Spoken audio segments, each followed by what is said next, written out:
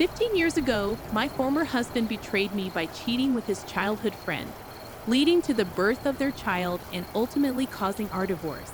In the aftermath, I endured harassment from his affair partner, which forced me to resign from my job during a particularly challenging period. It was at my lowest point that my current husband entered my life, rescuing me, and together we have since built a joyful family, living a tranquil existence. However, our happiness was unexpectedly disrupted when I crossed paths with my ex-husband, who had abandoned me 15 years ago. With a smug smile, he remarked, "You're still single, aren't you? No one would marry a woman who can't have kids. You still can't say anything but nasty comments, can you?"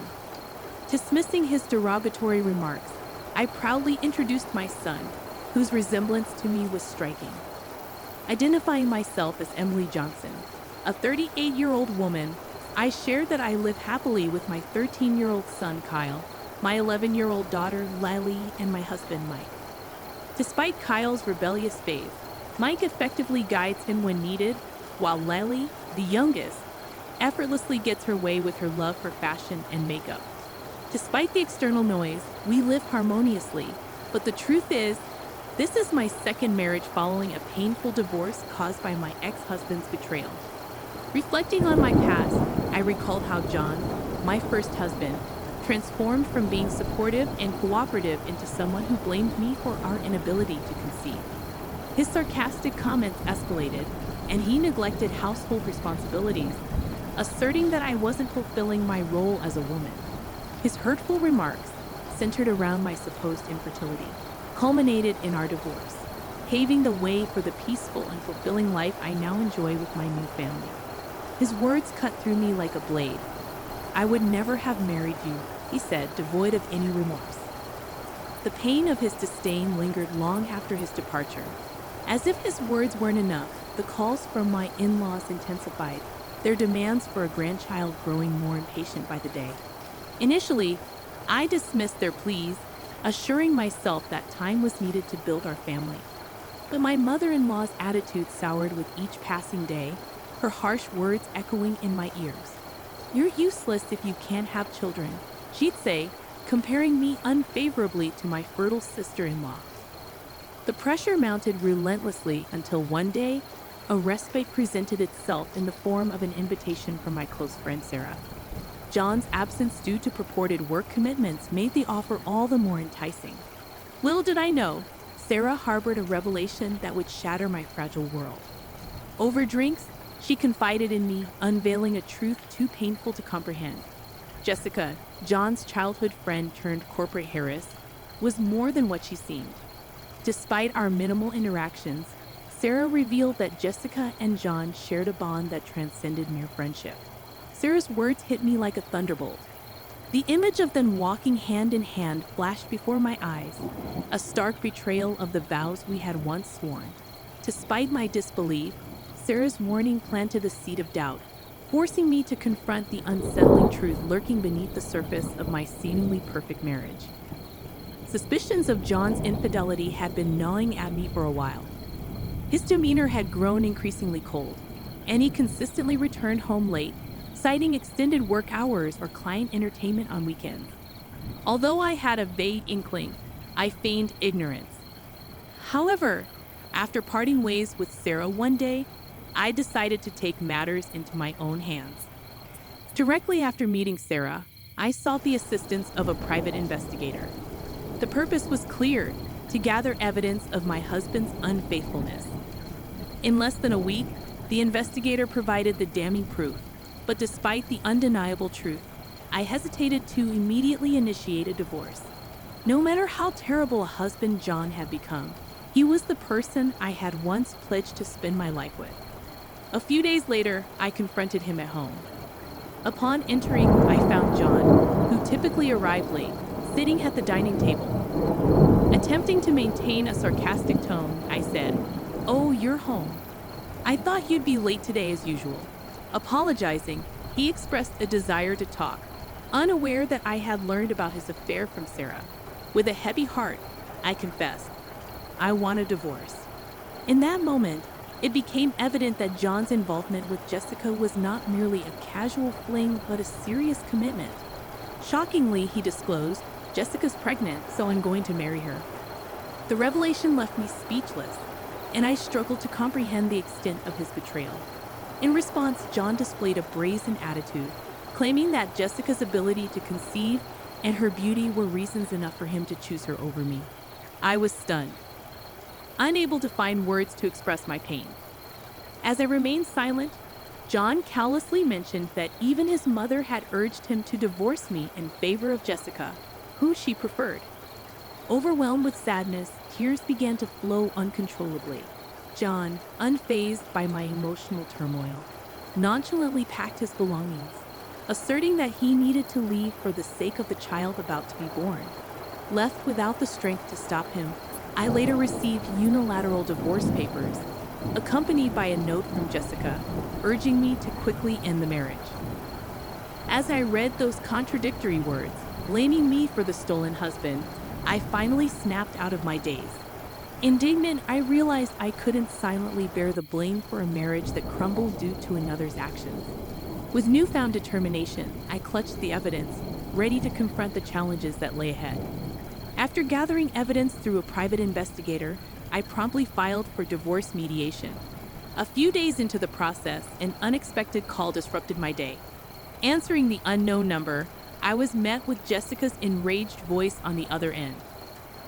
"What do you think you're doing? Why are you suing us?" she screamed. Her accusations cut through the air, blaming me for the turmoil. Despite her piercing tone, I maintained my composure. "It's obvious, isn't it? I know all about your infidelity," I replied calmly. Her rant continued, accusing me of demanding alimony despite her pregnancy. Her words stung, but I remained resolute. With determination, I insisted on settling the matter in court, hanging up the phone to end the tirade. Subsequently, the evidence I presented during mediation confirmed John and Jessica's affair as adultery. John's attempt to blame my infertility fell flat, as no conclusive test results implicated me. Within a year, the divorce was settled, with John and Jessica each providing lump sum alimony payments, totaling $4,000 and $20,000, respectively. Opting for a swift resolution, I refused a prolonged payment plan. Yet, my ordeal persisted beyond the legal proceedings. Rumors of deceit and betrayal circulated among our mutual friends, tarnishing my reputation. Some even sympathized with John and Jessica, believing their distorted version of events. Despite my innocence, Jessica's influence in our shared workplace garnered preferential treatment, while I faced isolation and unjust accusations. Despite the adversity, I refused to succumb to their manipulation, standing firm in the face of adversity. Feeling mentally cornered, I made the difficult decision to resign from my job. During my job search, an unexpected headhunting offer came from another company, praising my diligence and talent. At my new workplace, I marveled at the absence of favoritism and nepotism, a stark contrast to my previous experience. My admiration extended to my wonderful boss, Mike, who paid close attention to every employee. Amidst my lowest point post-divorce, Mike's kind support became a beacon of light. Our interactions evolved beyond work-related discussions, delving into our personal lives. As our relationship deepened, Mike proposed, igniting my fears about infertility, a scar from my past rejection. Bravely confessing my concerns, Mike responded earnestly, emphasizing that his love for me surpassed any potential challenges. His comforting words and gentle hug filled me with happiness, solidifying my decision to marry him. Soon after our marriage, we welcomed our first child, Kyle, followed by our daughter Lily. Our family thrived, and happiness enveloped our lives until an unexpected encounter disrupted the tranquility. Attending a friend's wedding, I stumbled upon my ex-husband, John, after 15 years. Panic briefly gripped me, but I recalled a connection between the bride and groom. Ignoring him, I attempted to walk past, only to be confronted by John's loud and drunken remarks. "Hey, have you put on weight? It's been so long," he bellowed, oblivious to the rudeness. I mentally acknowledged his unchanged, unpleasant demeanor. To make matters worse, he called over his family, including Jessica and their son. Jessica, with a smirk, commented on my appearance, insinuating stress, eating, and questioning my fertility. Dumbfounded by their audacious behavior, I struggled to find words to respond. The weight of their insensitive comments hung in the air, momentarily casting a shadow on the happiness I had built with Mike and our children. Observing their son's embarrassed demeanor, I couldn't help but notice his striking features. In the midst of their self-congratulatory remarks, I realized I hadn't been introduced to him. Interrupting their boasting, John proudly presented their son, emphasizing his intelligence and charm. Despite their apparent happiness, their son seemed uncomfortable with their behavior, displaying empathy beyond his years. Before I could leave, John's tight grip on my arm halted my steps. Accusing me of causing our divorce due to my infertility, he demanded restitution for the alimony I received. Jessica echoed his sentiments, insisting that families like theirs needed the money more than I did. Their son, however, pointed out my wedding ring, challenging their assumptions about my marital status. Their astonishment at my marriage was met with the unexpected arrival of my children, Kyle and Lily. As the truth unraveled, John and Jessica were left speechless, realizing that the woman they believed to be infertile now had 2 children. Their shock intensified as they learned of Kyle's achievements and Lily's aspirations for the prestigious school. Jessica's fixation on Kyle's school uniform hinted at her own aspirations for her daughter, revealing a deeper layer to their conversation. Despite their initial arrogance, the revelation challenged their perceptions, highlighting the unpredictability of life's twists and turns. I recognized the boy immediately. Wasn't he featured on TV recently? I remarked, sparking a conversation with John and Jessica. They confirmed his recent media presence, citing his violent practice for the day. However, their disbelief was palpable when I mentioned his violent practice, implying that I knew more than I should. John and Jessica, frozen in shock, questioned how I, who they believed to be infertile, could have such a family. Calmly addressing their confusion, I emphasized that our paths had diverged and there was no need to involve each other anymore. As I prepared to leave with my children, my husband, Mike, arrived, sensing the tension. His presence, however, shifted the dynamics dramatically. John and Jessica's expressions turned pale upon realizing Mike's significance as the CEO of the parent company of Jessica's father's business. Kyle, my son, took the opportunity to confront them, revealing their disparaging remarks about me. Lily and he had overheard their derogatory comments and decided to intervene. As the tension escalated, Mike's realization of the situation prompted a shift in the atmosphere. John attempted to defend himself, fearing repercussions from Mike's position, while Jessica's discontent intensified. Their son's emotional outburst exposed the gravity of their actions as he grappled with the implications of their affair and its repercussions on his existence. In the midst of their stumbling explanations, the truth emerged, laying bare the extent of their insensitivity and deceit. As they struggled to justify their actions, the weight of their words lingered, exposing the fractures in their facade.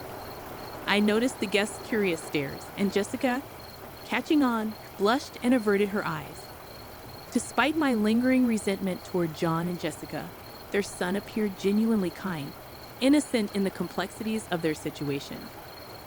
As I prepared to console him, my husband Mike stepped in first, expressing gratitude for his defense of me. With a gentle pat on the boy's head, Mike's kindness shone through, and I followed suit with a smile. In a moment of vulnerability, I acknowledged my pregnancy, gently stroking my growing belly. With tears in his eyes, the boy seemed reassured as I assured him of his worth and his parents' love. John and Jessica, prompted by their son's question, affirmed their pride and joy in him, their expressions softened with sincerity. As we returned to our seats, the tension dissipated, and the wedding continued peacefully. Jessica and John approached us, hand in hand, expressing heartfelt apologies for their past actions. It was the first apology I had heard from them in over 15 years, a sign, perhaps, of changing perspectives through parenthood. With a genuine laugh, I accepted their apologies, recognizing that it was never too late for healing. As we made our way to the station, Kyle and Lily, ever considerate, offered their assistance, wrapping me in warmth and care. As we headed home, planning a family dinner of Dad's favorite hamburgers, I felt a sense of closure moving forward from the pains of the past. With a renewed vow to safeguard the happiness of my cherished family, I embraced the future, leaving behind the shadows of bygone years. Hey, I need to talk to you about something, I said, gathering my courage. Can we cut back on having your mom over every weekend? My husband let out a deep sigh. Lisa, it feels like you're always saying no to everything. What do you mean by that? I asked, a bit taken aback. You don't want me to build a house. You don't want my mom coming over. You're always against something. That's not what I meant. I tried to explain. Then what did you mean? How much longer do we have to keep waiting? My name is Lisa, and I've been married to Frank for 5 years. We share a common dream, owning our own home. Now that we've saved enough for a down payment, we're finally ready to leave behind renting and move into the home I've always envisioned. Once we're settled, we plan to start a family and raise our children in a place that truly belongs to us. But just as our hopes were growing, a dark cloud appeared on the horizon. My mother-in-law, who had caught wind of our plans, began making some rather unsettling moves. So, I hear you're finally buying a house, she said. Yes, that's right, I replied. Have you already decided on what kind of home you want? Yes, I have an idea of what we want, I said. That's wonderful. If there's anything I can do to help, just let me know. Thank you, I appreciate that. Oh, by the way, have you checked out the showroom near your house? No, we haven't managed to get an appointment there yet, I replied. Well, I'll take care of that for you. We can go together. Actually, I prefer to go with just my husband, I said, trying to be polite. Despite my efforts, my mother-in-law continued to involve herself in our property search. She even started showing up unannounced. I brought you a brochure for some land that's for sale, she said one day, catching me off guard. Thank you very much. My mother-in-law held a dozen leaflets in her hand, eager to share them. How about this one? It's close to the station and spacious enough for 2 families. Wait, did she just say 2 families? I was too stunned to respond, and she continued talking as if nothing was amiss. If the train station isn't nearby, it's inconvenient for everything, and you'll want to be close to a hospital for when you get older. This property is also near a supermarket. It must be hard for you to choose with so many options, right? What started as an offer to help quickly turned into her taking control of the house search. She was making decisions as if she planned to live there too. This is not good at all. I told my husband everything that had happened that night. Oh, I think she might have mentioned something about living together, he said casually. What? You want us all to live together? I asked, surprised. Well, if you're okay with it, I'm not going to push you into anything, don't worry. I felt blindsided by his response. If I'm okay with it? No, I'm not. I couldn't believe he was being so indecisive. When it's time to tell my mother-in-law that we're not living together, I'm going to be the one dealing with the fallout. Why can't he see that? Maybe we should stop building the house, I suggested, feeling frustrated. What? Why? He asked, clearly confused. Because of the way you phrased it. If I refuse to live with her, she'll know I was the one who said no. We're going to be together for a long time, and I don't want things to become awkward. I'd rather not have a house if it means dealing with that. We can raise our kids in a rental and use the down payment we save for their education instead. My husband's panic was evident. Wait a minute, I understand now. I'll tell her no, and we'll move forward with building the house. No, it's fine. You can't even stand up to your mother. I'd never seen him stand up to his mother before. Trust me, I'll handle it, he said, trying to reassure me. Why are you so desperate? He asked, sounding puzzled. I want to live in our own house and raise our children there, I replied. You didn't seem so enthusiastic about it before. That's not true. I was excited. It's hurtful to say otherwise. I feel just as strongly about our children. All right, I understand. My husband promised he would tell his mother no, but given his usual hesitation, I doubted he'd follow through. However, the day after our conversation, my mother-in-law stopped pressuring us and even called to apologize. Lisa, I got scolded by Frank. He told me he wants to live with you alone. I'm sorry for pushing my opinions on you, my mother-in-law said. I was surprised to hear that Frank had actually stood up to her. He could speak his mind when it mattered. Still, I couldn't shake a lingering suspicion. When I told my husband about the apology, he had a satisfied grin on his face. See? When I say I'll speak up, I mean it. What's with that look in your eyes? I asked, puzzled. I was wondering if you really told her, I said, still unsure. Are you doubting me? Isn't that awful? He replied, hurt. I haven't seen you stand up to your mother in 5 years, and you didn't do it in front of me. That's unfair. I tried so hard. You're right, I'm sorry. But you're sweating like crazy. What's going on? Oh, it's just hot. Isn't it a bit warm today? It's the middle of winter. By the way, let's finalize the house contract. You really want to build this house, don't you? Of course I do. That's what we've been saving for. At this point, I had lost interest in building the new house, the dream home I had worked so hard to save for. My enthusiasm had dwindled due to my mother-in-law's behavior and my husband's attitude, making me feel as if all my efforts had been in vain. I found myself stepping back from the idea. Meanwhile, my husband continued to insist on building the house. 6 months had passed since our dispute, and although he kept talking about it, I remained unconvinced. My mother-in-law, who had been quiet, was now growing impatient. She started visiting our house frequently. While she never mentioned the house, her attitude became increasingly arrogant. Both my husband and I work full-time, and we both have weekends off. Lately, my mother-in-law has been coming over to our house every weekend. I could manage if it were just once a month, but her frequent visits are making me uncomfortable. My husband seems to be quite pleased with the arrangement, but it's becoming a problem for me. I'd like to have some peace on Saturdays and Sundays, but she arrives at 7 in the morning and blasts the TV at an incredibly loud volume. If I try to stay in bed, she paces back and forth in front of my room. My husband is busy taking care of her, which should be enough. When I finally gave in and got up at 7:30, she remarked, "How can you sleep in with a guest over? She stays until late on Sunday night, and it's starting to wear me down." My husband remains silent about his mother's behavior, and whenever I think of him, the word divorce crosses my mind. However, I want to avoid that if at all possible. I needed to find a way to improve the situation. "Hey, I need you to stop having your mother over every weekend," I said, expressing my feelings directly.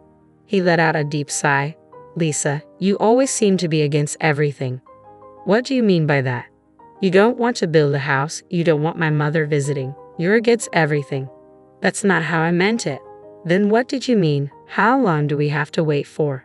"You just said we. What did you mean by that?" "Who else is waiting?" I asked, confused. "What do you mean?" "You said we just now," I clarified. My husband's face turned red and he began to sweat. "I didn't say that. Maybe I misheard. But we can't build a house if your mother keeps coming over every weekend like this." "Why not?" "Because I can't relax. If my parents came over every weekend, would you be able to rest?" "Your parents won't come. They have such a nice house." "I'm fed up with this nonsense," I said, frustrated. "That's not the issue here," he retorted. "I don't even care about the house anymore. I'm going to invite my parents to stay with us next week." My husband's voice rose. "Absolutely not." "Why not?" "Because it's too exhausting. Don't invite your parents. My mother is the only one who can visit. This is my house too. I'm the head of the house. If you can't follow my rules, then leave." "Are you serious?" "You're completely useless to me. I'm done with you. You can't make my mother happy, and if we can't build a house, she can't live with us." "You promised she wouldn't live with us." "What are you talking about? Once the house was built, we could do whatever we wanted, including having my mother live with us." "What do you mean?" "I've told you this before, and you still don't understand. I planned to have my mother move in once the house was built." I knew it. My mother-in-law didn't back down easily. My husband was plotting with her all along. "I see now. All right, I'll leave." "I hope you won't regret this," he said. "Of course not. Just don't come near me again," I replied firmly. I packed only the essentials and went to my parents' house. They were taken aback by my sudden arrival, but once I explained what had happened, they welcomed me with open arms. "This is what family is for, right? I suppose our relationship was damaged from the start when I couldn't trust my husband," I said. "Dad, I'm so sorry," I added, feeling the weight of my actions. "I understand things didn't work out between you two, but work and personal life are separate issues." "Yes, I agree.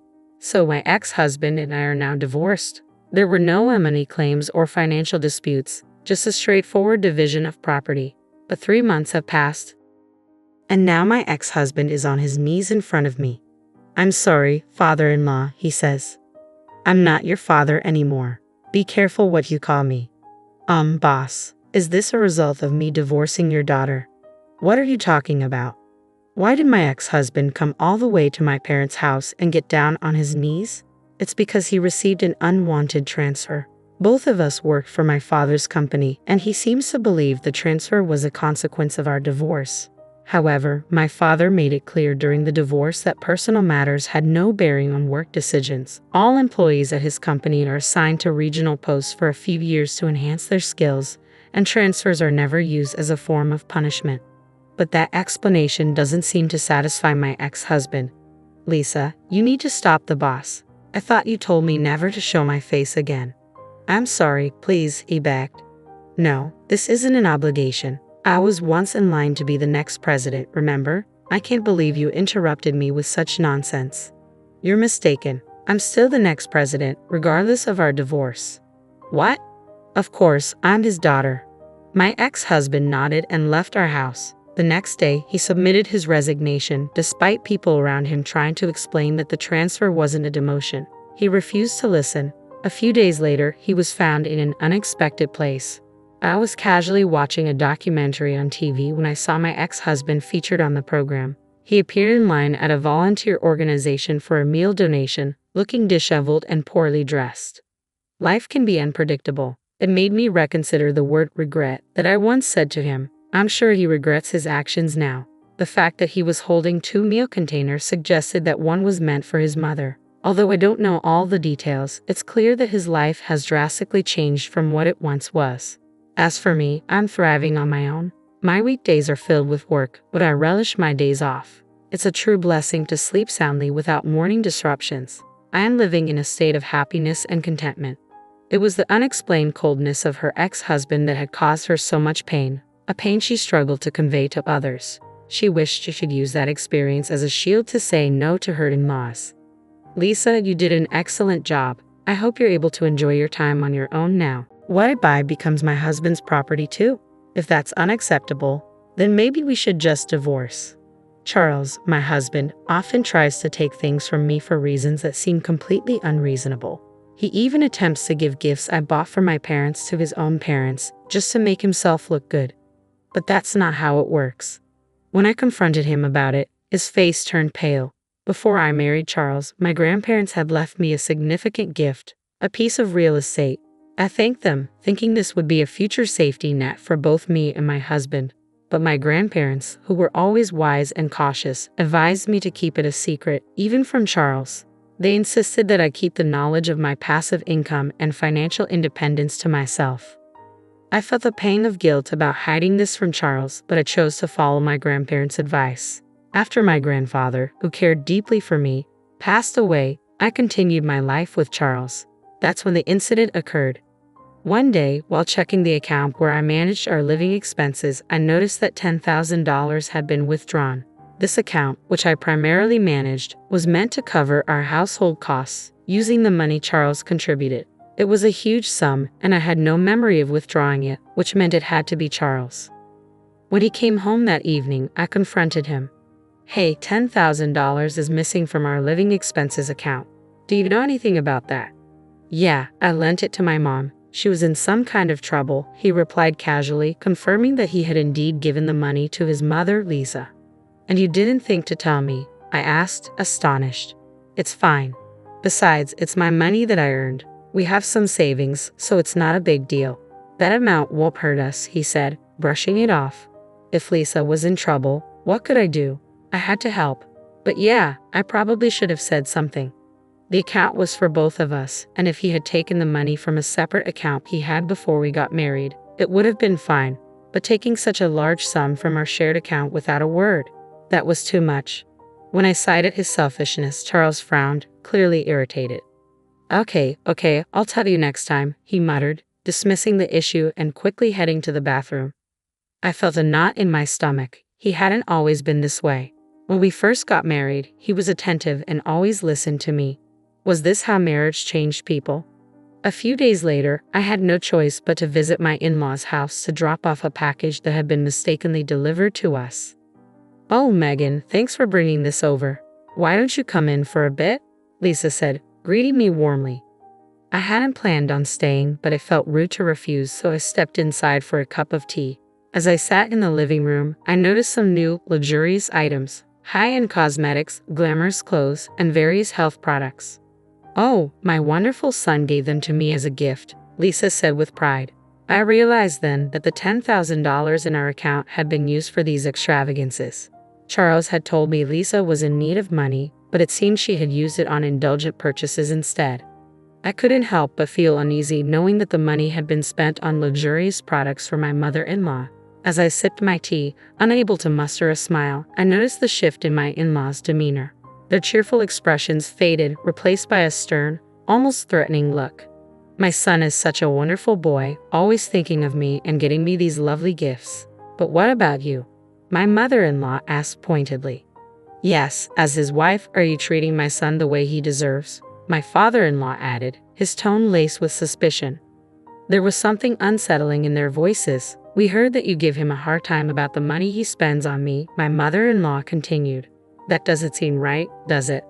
It became clear to me then. Charles had painted himself as the victim to his parents, making it seem like I was the unreasonable one for questioning his decision. Their fearful, accusing gazes now made perfect sense. I felt a deep weariness settle over me. I had never imagined being treated so poorly by both my husband and his parents. The constant neglect and lack of respect were taking their toll, and for the first time, I began to seriously consider divorce. I thought that if I divorced Charles, I would return to my parents' house and use my savings from passive income to rebuild their home. The house, a two-story structure built over 30 years ago before my brother was born, had become too spacious and difficult for my parents to manage as they aged. With just the two of them living there now, even the handrails we'd installed for their convenience weren't enough to make it comfortable. A cozy, one-story house would be far more suitable for them. So I immediately called my parents to discuss my plans. Surprisingly, they weren't shocked at all about the potential divorce. Instead, they were thrilled about the idea of rebuilding their home. "We're so happy you're thinking of this," my mother said, her voice bright over the phone. "Even if we won't be living there for long, it's wonderful knowing it's being done with your income, and you can take over the house afterward." "Thank you," my father added. "But remember, take it easy and don't overdo it." Their encouraging words lifted my spirits, and I set about planning the rebuild. I was waiting to hear back from the construction company when Charles suddenly confronted me. "How dare you use our savings to build a house without telling me anything about it?" he shouted as soon as we sat down in the living room. He banged his fists on the table, his face contorted in anger, completely disregarding my feelings. "My parents will live in the new house," I replied, trying to stay calm. "No, that's not happening. It was built with our joint property, so my parents have just as much right to live there," he insisted, his voice growing louder. "Are you seriously planning to cram 4 people into that little one-story house?" "Shut up and just give me the house," Charles screamed, slamming his fists on the table again. I realized that if he knew about my passive income, his rage would only intensify.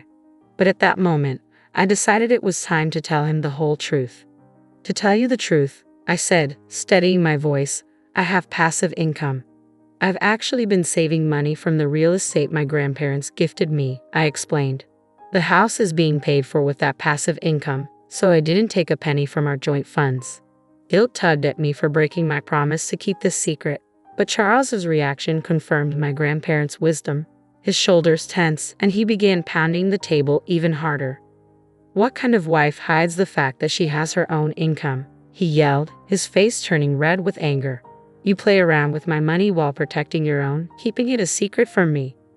Watching him lose control, I realized why my grandparents had warned me to keep this hidden. Maybe they had already seen through Charles, knowing what kind of man he truly was.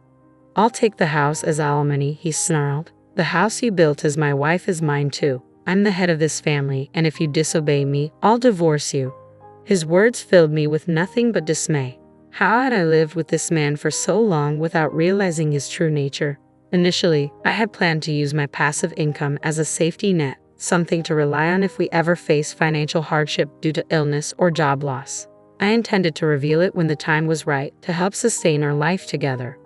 But now, any desire to share that money with him had vanished. Be my guest, I said coldly as I rose from my seat and walked out of the house, leaving Charles and his demands behind. I couldn't stand being near Charles, so I decided to stay at a business hotel for the night to cool off. I planned to return home the next day with a clearer mind. However, when I walked in the following morning, Charles was waiting for me, a smug, unpleasant grin plastered across his face. As I entered, he approached me, holding a sheet of paper behind his back. With a smirk, he revealed it. It was divorce papers, already filled out. "You're lying about that passive income, aren't you?" he accused. "You made it up to cover the fact that you were actually taking money from our joint account." His accusations were as baseless as ever, and I found it impossible to reason with him. I had been honest with him from the start, and now I saw no point in trying to convince him further. "I'm telling the truth. I do have passive income," I reiterated. "Here you go again," Charles sneered. "I know you can't live without me." He shoved the divorce papers into my hand, still smirking. "Let me know when we can move in," he said with a dismissive wave as if it were all a game. "I'm going out for a drink." He patted me on the shoulder and walked out, humming cheerfully, completely oblivious to the turmoil he'd caused. In that moment, I saw Charles for who he truly was. He hadn't changed. He had simply hidden his true nature from me all this time. From the beginning, he had looked down on me, never once truly considering my feelings. Without hesitation, I packed my belongings, filled out the divorce papers right then and there, and left the house for good. I decided to move in with my parents temporarily, explaining everything to them. We agreed to stay together until the new house was completed. The next day, I knew my life was finally moving in the right direction. I felt a wave of dismay as I looked at my phone and saw that my call log was filled with missed calls from Charles. Then, as if on cue, my phone rang again. It was him. Reluctantly, I answered, hoping this would be our final conversation. "Hello." "Hey," he said, his voice laced with impatience. "All your stuff is gone, you know." His tone left me puzzled. He was the one who had initiated the divorce, so why was he suddenly panicking when I simply left? "Yes, we're getting a divorce, so that's normal," I replied calmly. "I won't be coming back, so feel free to use the empty space however you like." There was a brief silence on his end, as if my words were finally sinking in. It seemed he was beginning to grasp the reality of my situation and the fact that I truly had passive income. After a long pause, he spoke again, but this time in a tone so sweet and pleading that it caught me off guard. Hey, he began hesitantly. "Could you let my parents live in the new house? I don't care if I have to live with your parents too, please?" I was stunned. "I've already told you it's a small, one-story house," I reminded him. "Please," he persisted. "I said I'd surprise my parents with a house." His words left me speechless. How could he even think of giving away a house he didn't own, and to present it as a surprise? It was beyond reckless and utterly absurd. "You don't really care about the savings, do you?" he added, his voice almost pleading. "You have no idea how much I was worrying about the money." I couldn't believe what I was hearing. Charles was still trying to manipulate me, thinking only of himself and his parents without any regard for the truth or the consequences of his actions. "I gave you an allowance, saved for our living expenses, and tried my best to make ends meet," I began, my voice steady. "But that has nothing to do with what's happening here. You're careless with money and you leave all the hard work to others while pretending to have everything under control. You plan to present the house to your parents as if you prepared it all by yourself, didn't you? When in reality, I did all of this for my parents." Charles suddenly fell silent, and my frustration only deepened. It was infuriating how he tried to take credit for something he had no part in, using my hard work and intentions to impress his own parents. He was trying to take advantage of my genuine feelings and seize what wasn't his. "I won't give you the house I built with all my heart and soul for my parents just so you can show off to yours," I declared, rejecting his plan once and for all. He began to rant even louder. "But husbands and wives are supposed to help each other," he protested. "I'll tell them you built it, please. We're not a married couple anymore, are we?" I replied firmly. "We're strangers now. I already filed for divorce." The shock in his voice was evident. "You? Already filed it? Why are you so surprised? You're the one who asked for the divorce." "I didn't think you would actually leave me," he stammered. "Hey, let's start over. Let's talk it out and try to be a good couple this time. I couldn't believe what I was hearing. This was the man who had spent our savings on his own mother, threatened me with divorce, and belittled me until the very end. There was no way I would ever consider getting back together with someone like him. No, thank you, I said, my decision unwavering. Please give my regards to your parents. And with that, I hung up the phone, feeling a sense of finality and relief. I ended the call with a bright, resolute click. The following day, my phone was flooded with voicemails and messages from Charles, pleading for reconciliation. He claimed we could still start over, that he loved me, but I was certain his true motive was to access my property and fortune. To sever all ties, I promptly blocked all his contact information, including that of his parents. In the meantime, the house was completed, and my parents and I settled into our new, comfortable home. Life felt rejuvenated. Later, I ran into a mutual friend who knew Charles and shared the news of our divorce. She offered her sympathy and filled me in on recent developments concerning my ex. Charles had abruptly resigned from his job, claiming he no longer needed to work hard because he had acquired real estate. The company was unable to reach him, but he attempted to retract his resignation the next day.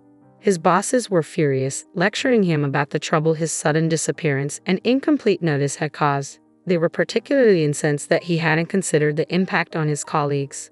Charles tried to fabricate an explanation for his actions, but it quickly became apparent that his divorce and reliance on my income were the real reasons behind his behavior. His lies unraveled, and the company refused to rehire him. It was ironic that Charles, who had once dismissed my passive income as a lie, was now trying to exploit it while parading his ill-gotten gifts to his parents. He never thought about me or our future.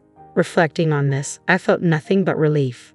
I heard that Charles had moved back in with his parents, but they were reportedly harsh with him. He struggled to find a new job due to the circumstances of his departure from his last one. It seemed he was finally facing the consequences of his actions. As for me, I'm thriving. Living in the house I built for my parents, pursuing the job I've always wanted, and enjoying life. My passive income now supports those who genuinely care for me. I feel at peace and content with how things have turned out. My name is Jennifer, and at 43 years old, I find myself completely hooked on Spanish soap operas. Thanks to various streaming services, I've been binge-watching one dramatic series after another. There's something irresistible about the constant twists and turns, but little did I know my own life was about to rival any soap opera in drama. It was nearly 6 years ago, when I was living with my older husband. We had never been blessed with children, but I cherished our time together. That all changed one evening when I received a call from Monica, my best friend since childhood, who had even attended our wedding. "Hey Jennifer, it's been a while. I wanted to let you know that I got divorced." Monica said, "Oh, I'm sorry to hear that. It sounds like a tough time." "Let's get together for drinks soon," I replied, trying to offer some comfort. When I got home, I was about to tell my husband about Monica's news, but he surprised me by saying, "I know Monica's divorced." I was taken aback. "How did you know about that?" "I haven't mentioned it to you yet." He looked at me with an expression that suggested he was piecing something together. "I think I'd overheard something," he said, though his vague explanation left me puzzled. I shrugged off the confusion and told him, "Yes, Monica is divorced. We're planning to meet up for drinks soon." My husband then asked, "Can I come along?" I was puzzled. I thought it was supposed to be a girls' night out. Despite my hesitation, I agreed to ask Monica if it was all right for him to join us. To my surprise, Monica responded enthusiastically, "Sure, let's all go out for drinks together." I was disappointed, wishing for a girls-only evening, but I relented. In the end, the three of us, my husband Monica, and I, met up for drinks. The night turned out to be quite enjoyable. Monica vented about her ex-husband's shortcomings, and we all shared laughs over her stories. It felt like we were having a great time, but when I excused myself to use the restroom and returned, I was taken aback by the sight of Monica and my husband gazing deeply into each other's eyes and engaged in a conversation that seemed a bit too intimate. A knot formed in my stomach as I took in the scene. The evening had started off as a simple gathering, but now I couldn't shake the uneasy feeling that something was amiss. Couldn't shake the feeling that something seemed too intimate between them. They hadn't seen each other since our wedding, so how did they become so chummy after just a few drinks? It felt like I was intruding on a date between two people who were clearly more than just old friends. When I returned to my seat, they had resumed their normal demeanor, acting as if nothing had happened. I wondered if I was overreacting, but the uneasy feeling lingered. As the evening drew to a close, I decided it was time to settle the bill and leave. Monica was quite drunk, and my husband casually mentioned, "I'll take her home." His nonchalant attitude caught me off guard. "I'm going to take her home" sounded more like a command than a suggestion, as if he was deciding on his own.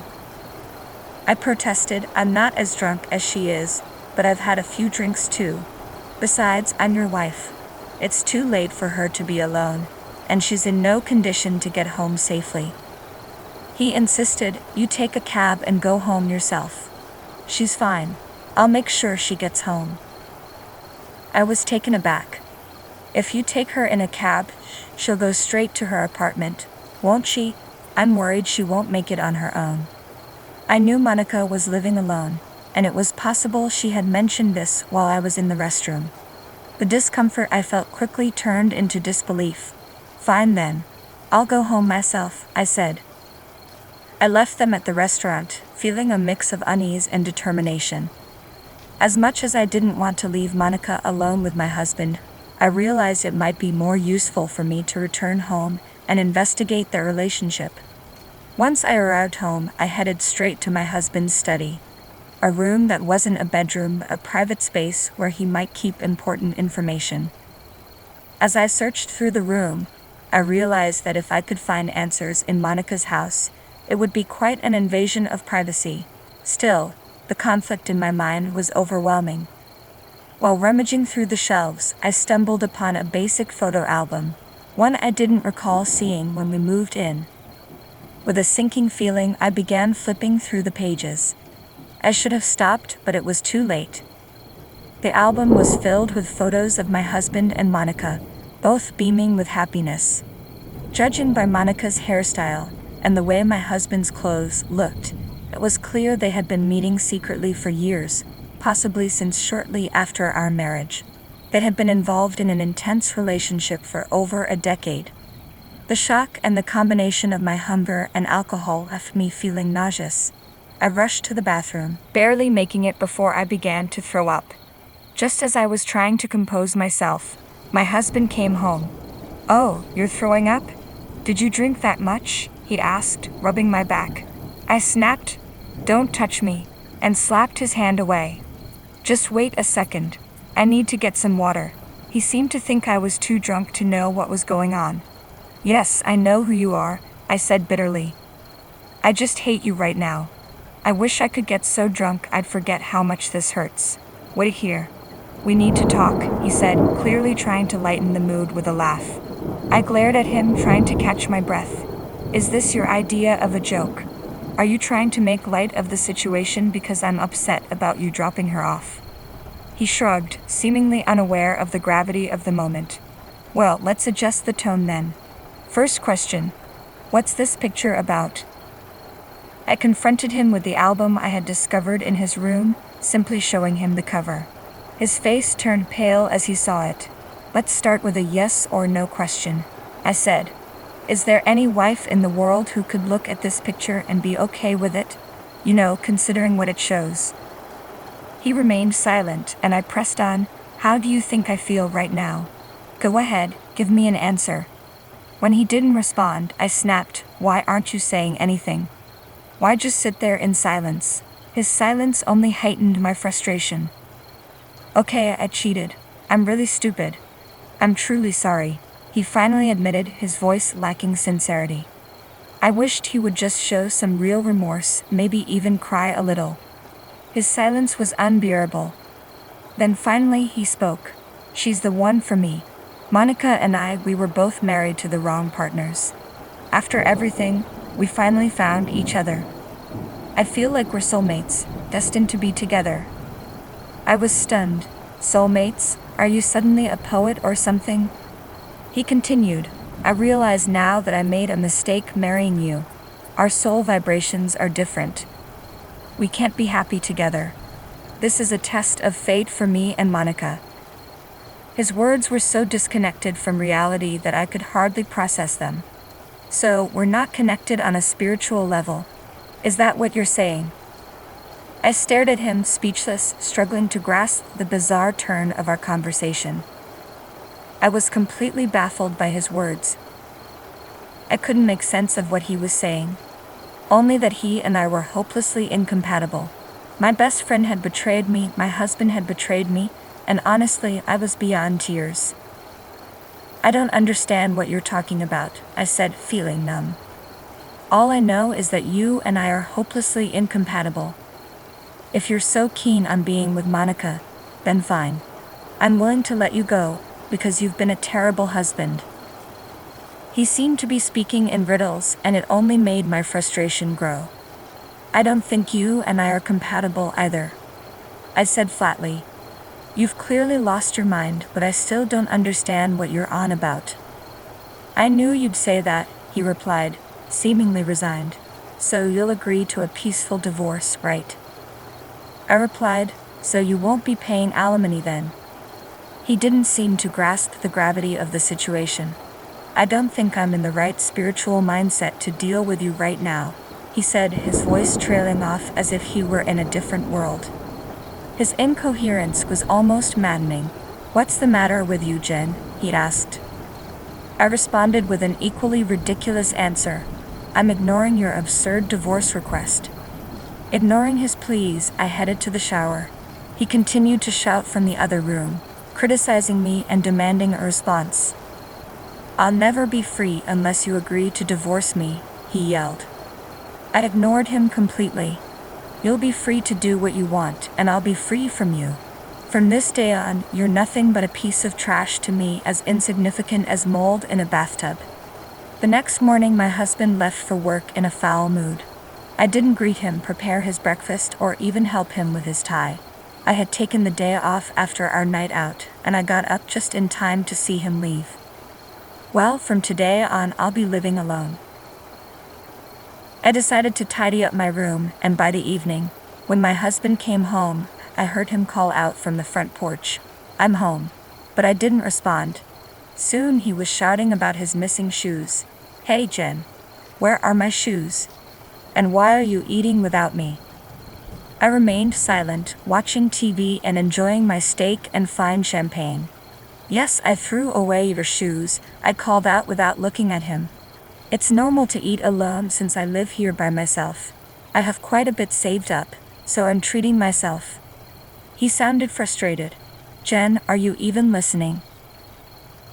I poured myself another glass of champagne, ignoring him. We'll talk after I get out of the shower, he said, but I could hear the irritation in his voice. As I heard him clattering around upstairs, I knew he was searching for his pajamas. Then he called down, Jen, why is there nothing in my room? Where are my pajamas? I can't even take a bath without any clothes. I replied calmly, I live alone now. You'll have to figure it out. I quickly finished my meal and went to my room, showing no reaction to his distress. He followed me, asking where his food was. Go buy your own, I said. I've told you repeatedly that I live alone. I had already finished my bath, so I headed straight to the bedroom. I had even disposed of his toothbrush, curious to see how he would manage in the morning. When I woke up, my husband was sitting in a chair, looking like Roddins the Thinker. He must have been in such a rush last night that he didn't manage to properly get ready. His hair was sticky and messy, exposing his scalp. As soon as he saw me, he tried to compose himself and got down on his knees, desperately apologizing. I was genuinely shocked by how far he was willing to go. It hurts me to know how you've treated me, but I realize I've done terrible things to you without considering your feelings, he said, his voice full of regret. I'm sorry for that. His apology was exactly what I needed to hear, but I didn't respond. I want us to start over, he added, hoping for a second chance. I was stunned into silence. I gave him a look of sheer disgust. No, no, I said. I can't live with someone who is spiritually lost, cheats, and causes so much trouble. His shock was palpable. You don't like that? He asked, clearly taken aback. Think about what you did, I said coldly. Say something if you have a clue. He pleaded, I'll do whatever you say.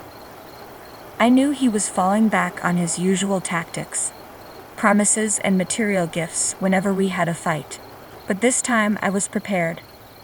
Okay then, do as I say, I replied, the words I'd been waiting to say finally escaping my lips. I smiled, and his face fell, a look of despair spreading across it. I wanted to see that expression. No, I corrected myself. I don't mean it like that. His confusion was evident. I have no intention of accepting any terms, I continued. Do you really think you can just brush off your infidelity after all this time? I'm taking action against both you and Monica, I declared. I'll do everything in my power to hold both of you accountable. And I'll inform Monica's ex-husband as well. You'll both be facing alimony claims. He looked at me with wide eyes. Good luck paying them, I said. Come on, get up and take your things with you. I forced him to gather his belongings and dragged him to the front door. Where are you taking me? He asked, bewildered. Outside, I said firmly. I'm taking over this house. It's mine now. I don't want any more strangers in my home. Wait, can't you at least wait until after the divorce? He pleaded. That's not going to happen, I snapped back. Why not? What the hell, Jen? You just started talking all of a sudden and then you were so cold. Shut up and get out. I shoved him out the front door with all my might. The strength I was able to muster came from the years of accumulated stress and anger. It's strange how much negative energy can build up over time.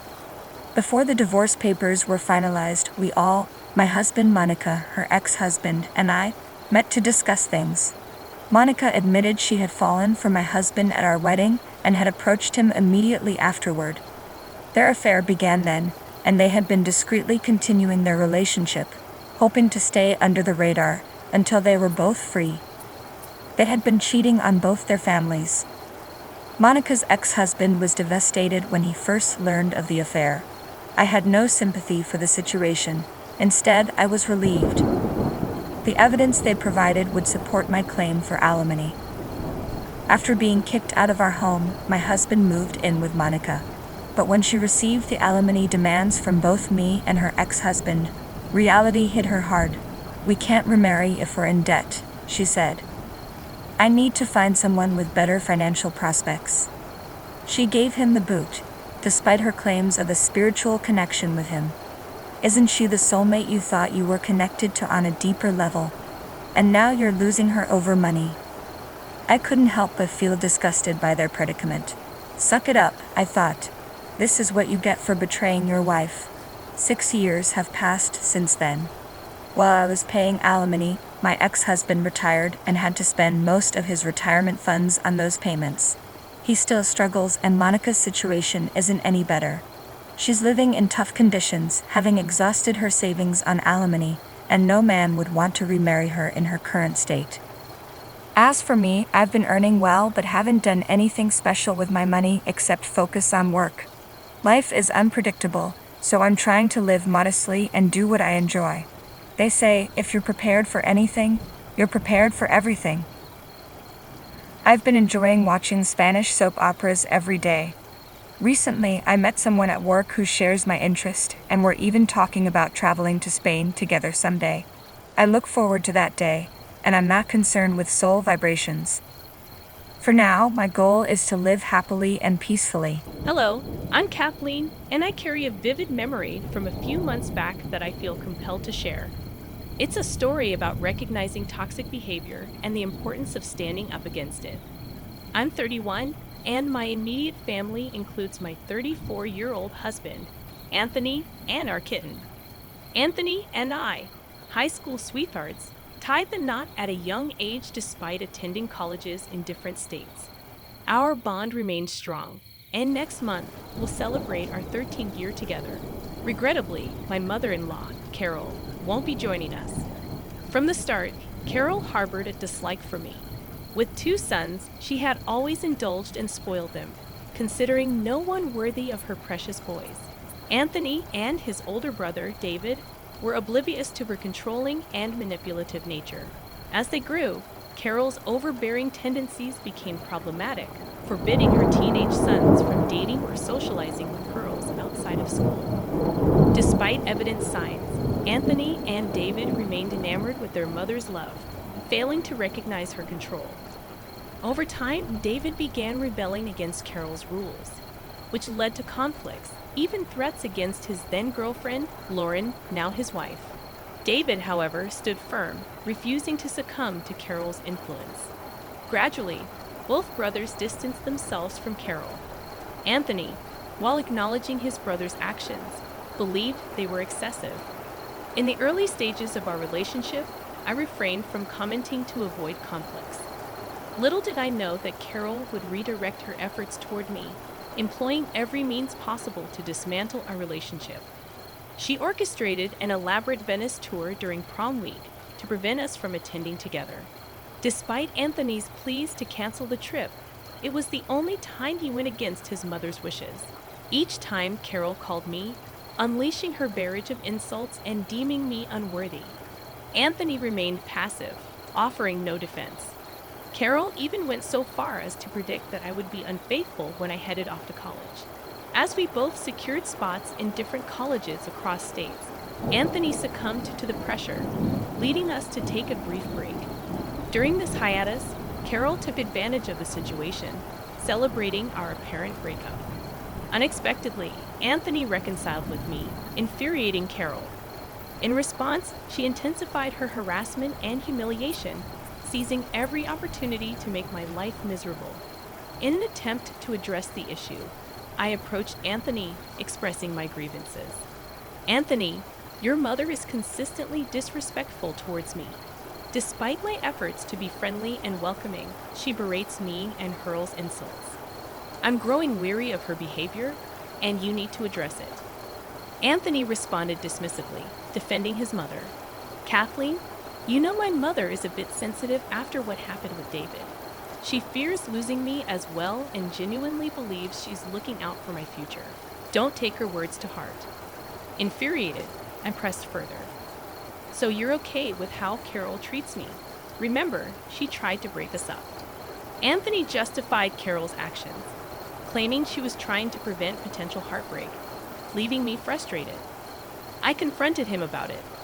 She played on your insecurities to end our relationship. How can you justify that despite my efforts to make him see my perspective? Anthony remained unconvinced. He insisted that Carol could do no wrong and accused me of falsely accusing her. Even David, attempting to reason with Anthony, faced resistance. Anthony accused David of betraying their mother, creating an awkward and strained dynamic between the two brothers. David ultimately married Amy, his high school sweetheart, the same person Carol had tried to scare off. Although David invited me to the wedding, he deliberately omitted to inform Carol, leading to her emotional distress. Carol desperately attempted to persuade Anthony to intervene and secure an invitation for her. Anthony, known for being a mama's boy, engaged in a heated argument with David about Carol. Initially reluctant to attend the wedding to support Carol, Anthony faced my challenge, questioning whether boycotting the event was justified given Carol's history with David and Amy. I pointed out Carol's persistent complaints about Amy supposedly taking David away from her during high school, attempting to defuse the situation. I asserted that it was a misunderstanding, acknowledging that mothers can sometimes become overly involved. I emphasized the importance of family, urging everyone to mend bridges and refrain from holding grudges. I reminded Anthony that the decision of whom to invite to the wedding rested with David and Amy. I emphasized the need to respect their autonomy, discouraging any requests. Despite my inability to attend the wedding, I expressed my concern that they might be making a mistake. planning to RSVP the following day in the hope of influencing their decision, highlighting the potential consequences.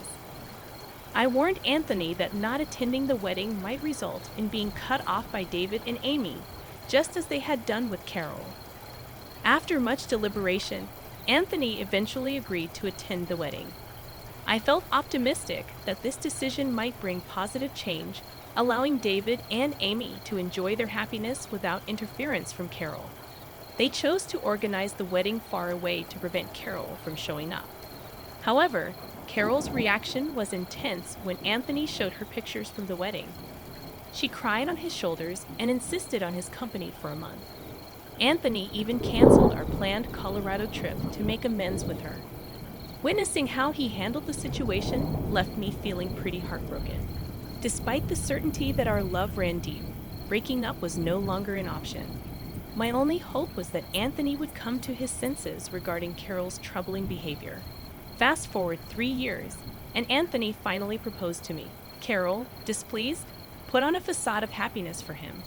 Yet, I later discovered she had refused to give him her engagement ring, convinced that I was a gold digger and our marriage wouldn't last.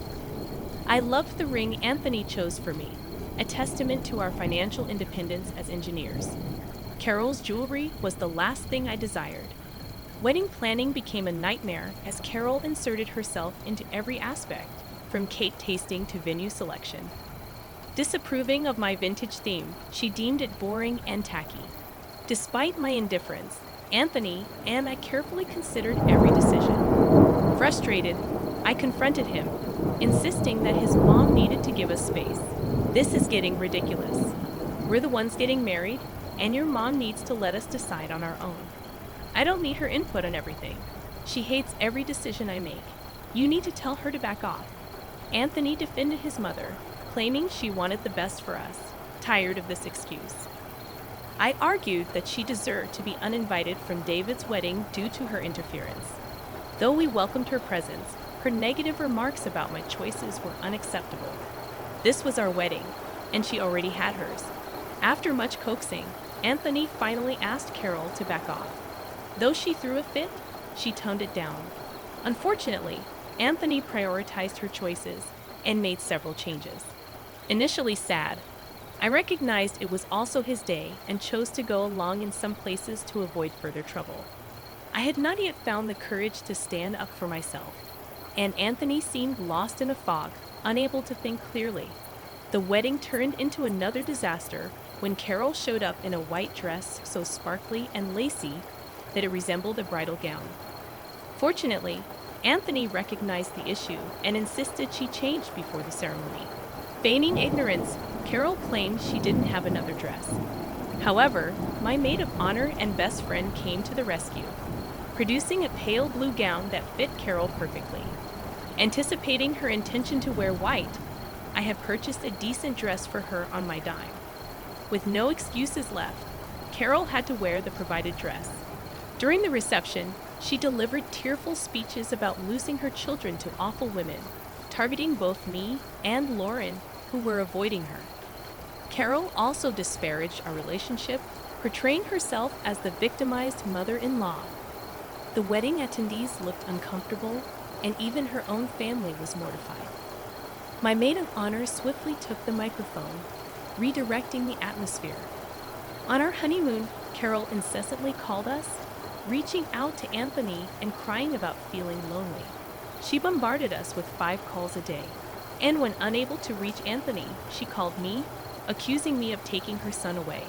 Just a month after the wedding, she insisted that no matter what I did, he would always choose her over me, asserting that he would never love me more than his mom. Attempting to reason with her, I explained that we were on our honeymoon and she needed to stop calling us so frequently. When Anthony's phone died, he went back to our room to charge it, emphasizing that there was no intention of keeping him away from her. Kathleen, it's clear to me how driven you are by greed. Your sole focus is on extracting money from him, ignoring the fact that he supports me financially and genuinely cares for me, something he's been doing since his father passed away a decade ago.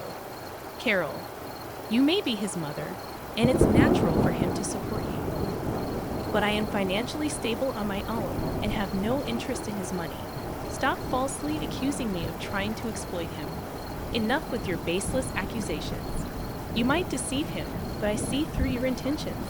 Hand over the phone to my husband. I need to speak with him urgently. During our honeymoon, I endured numerous conversations like this with Kathleen.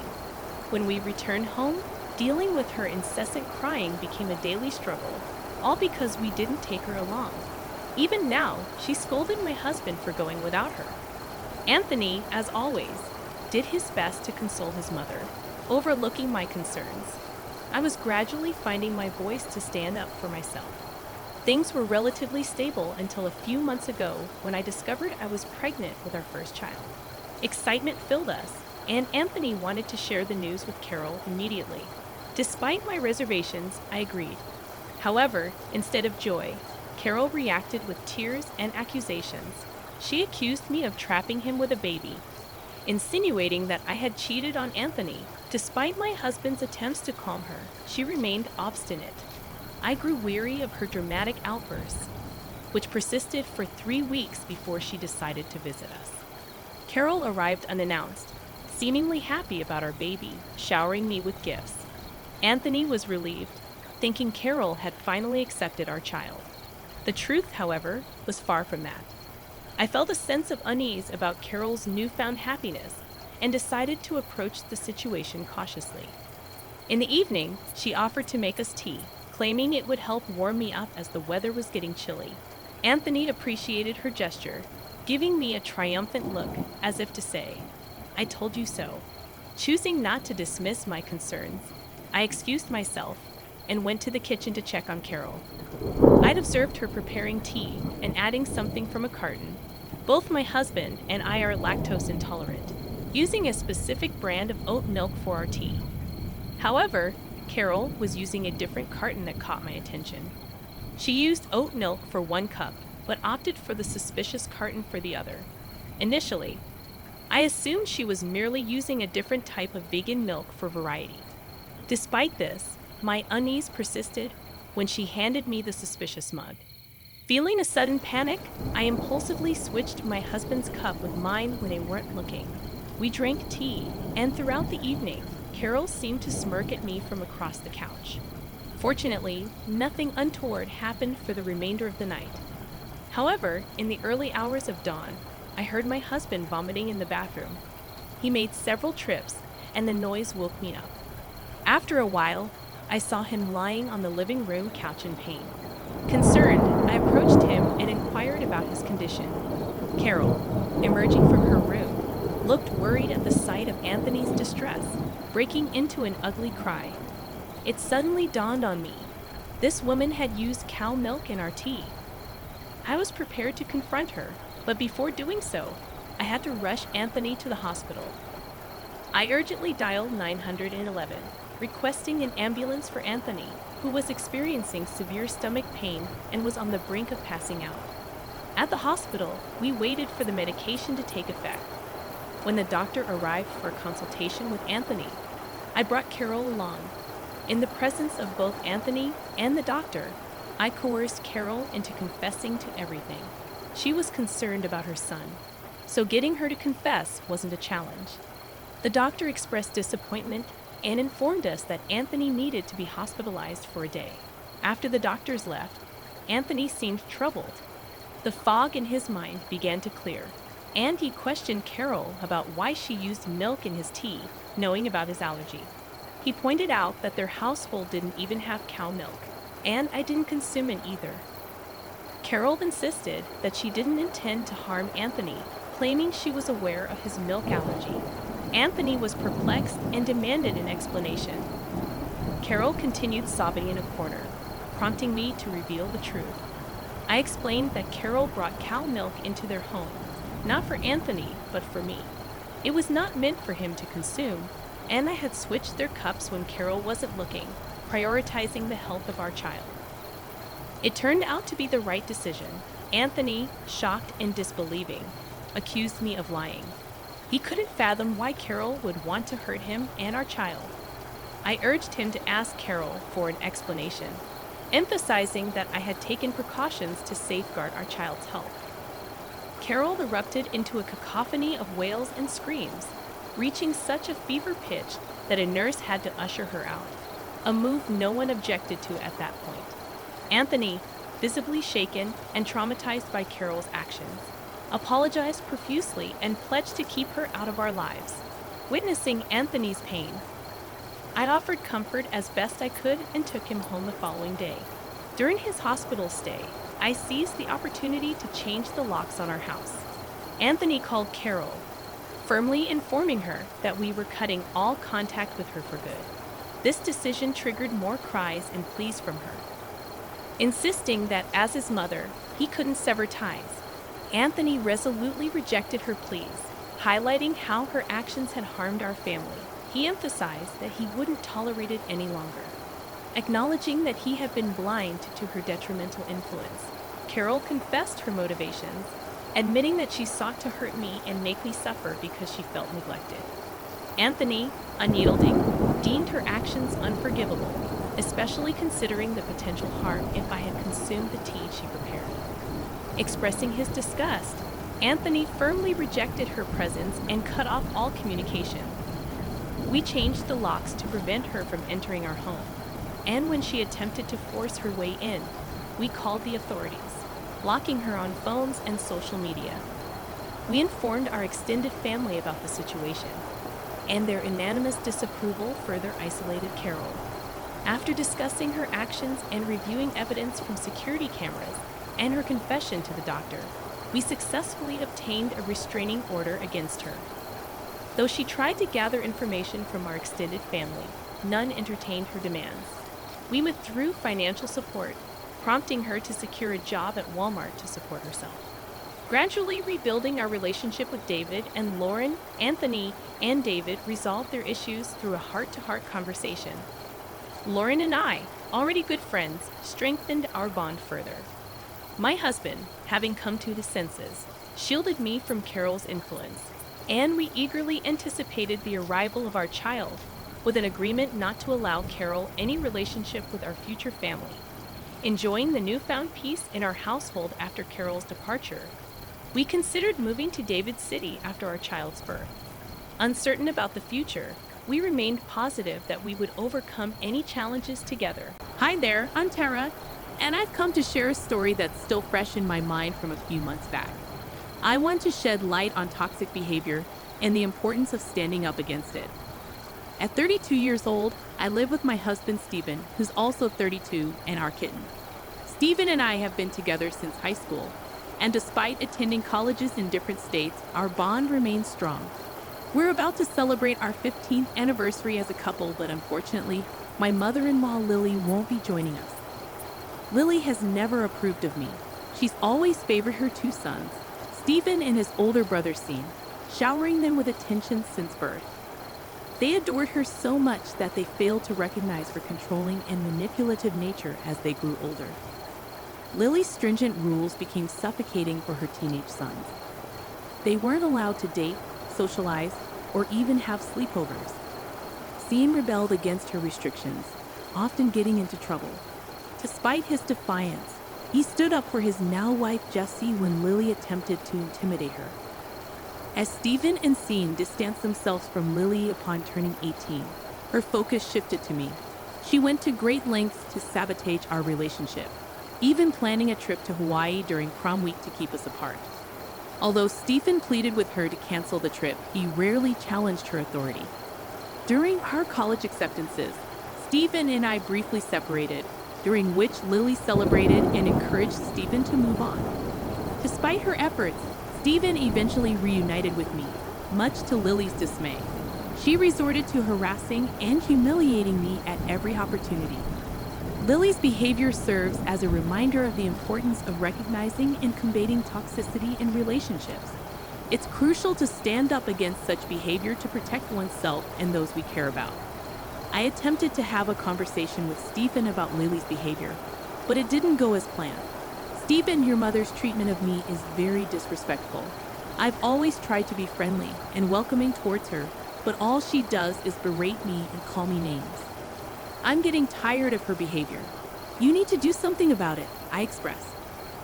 Tara, you know my mother's a little sensitive with what happened with Scene. She's afraid to lose me as well. She only means well for me and my future. You shouldn't take her words to heart, Stephen replied. So you're okay with how Lily treats me? Seriously, Steve, you remember she tried to break us up, right? I questioned. She only did that because she thought you would cheat. If you had cheated on me, I would have been heartbroken. She wanted to help me escape a bad heartbreak, Stephen justified. Are you serious? She played on your insecurities to end our relationship. How can you justify that? I retorted. No matter what I said, Stephen never agreed with my perspective. He always thought I was overreacting and that Lily was only looking out for him. He outright refused to believe me when I said that Lily called me to berate me. He always said that Lily could do no such thing and that I was falsely accusing her of being mean. Even Cian tried to talk some sense into him, but after knowing everything, Stephen fought with Cian and accused him of betraying their mom. Things became strained between Cian and Stephen. Cian ended up marrying Jessica, his high school girlfriend whom Lily had tried to scare off. He invited Cian and me to the wedding but refused to even tell Lily about it. Lily was in hysterics and tried to convince Stephen to talk to Cian and get herself invited. Stephen, being the mama's boy he is, argued with Cian about Lily. Stephen almost didn't go to the wedding to support Lily. However, I asked him, do you really want to boycott the wedding to support Lily? Considering what she did to Cian and Jessie in high school, she still complains about Jessie and insists that she took Cian away from her. Why should they invite her to their wedding? Music. He responded, look, you didn't know the whole story. It was a big misunderstanding. She was trying to do what she thought was best for Cian. Moms can get carried away sometimes, but she's ready to mend bridges. We're family, and we shouldn't hold grudges against each other. I countered, it's their wedding and they can choose who to invite. It's not your place to make those requests. We need to respect their decision. I know I can't do much, which is why I'm not attending the wedding. I want them to know that they are making a mistake. I'm going to RSVP tomorrow, and they will have plenty of time to change their minds. I warned him, Stephen, if you don't go to their wedding, they might cut you out as well. They've already done that to Lily. Are you sure you want to lose your brother over this issue? After a lot of back and forth, he finally agreed to attend the wedding. I was happy, thinking things might start to change. He witnessed how happy Cian and Jessie were without Lily's interference. They moved far away and organized the wedding to prevent Lily from showing up. Lily went ballistic when Stephen showed her the pictures, crying on his shoulders and making him stay with her for a month. Stephen even canceled our Colorado trip to make it up to her. I was heartbroken by how he handled the situation. However, I knew that we loved each other deeply, and breaking up wasn't an option anymore. All I hoped for was that Stephen would see the light and come to his senses about Lily's horrific behavior. Fast forward to 2 years ago, Stephen finally proposed to me, and I said yes. Lily was upset but put on a happy face for him. Later, I discovered that Lily refused to give Stephen her engagement ring because she was convinced I was a gold digger and that our marriage wouldn't last. I must admit, I adore the ring Stephen picked out for me. As engineers, we both earn well, and he was more than capable of buying the ring himself. Plus, I'd much rather wear something he chose than any of Lily's jewelry. Wedding planning turned into a disaster. Lily inserted herself everywhere she could, from cake tasting to venue searching. She detested my ideas and even attempted to change the theme. She called my vintage theme boring and tacky, and though I tried to ignore her, my then fiancé Stephen took her criticisms to heart. Stephen and I meticulously considered every decision we made. I finally had to put my foot down and talk to him about it. This is getting ridiculous. We're the ones getting married. Your mom needs to give us space to decide on our own. I don't need her input on everything. She dislikes everything I choose. You need to tell her to back off. I insisted. Tara, Mom just wants the best for us.